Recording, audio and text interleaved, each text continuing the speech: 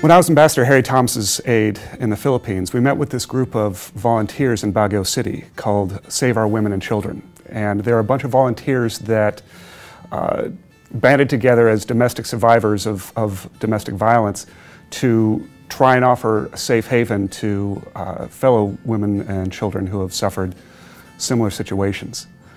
And they had practically no money, they had no real resources of any kind, and they had very little support from the leadership of the community. But they had this drive, they had organization, and they had this ball of fire force of nature named Maria that was a domestic survivor herself that was the leader of the group.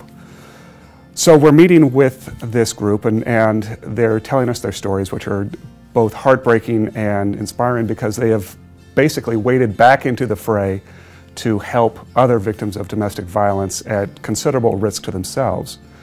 And I'm taking notes for what I think might be an interesting cable, and the ambassador says, I'd like to help you raise money for your organization. And all of a sudden I'm like, what? Can we do this? I mean, how do we do this? I had no idea. So we got back to Manila and we emailed Washington for advice and guidance on what we could do, and then we started asking for support from various leaders in the communities and celebrities and designers. And we even got a couple of autographed basketballs from Coach Spoelstra of the Miami Heat, who is a Filipino American. And by the end of the campaign, we had raised over $30,000 US for Save Our Women.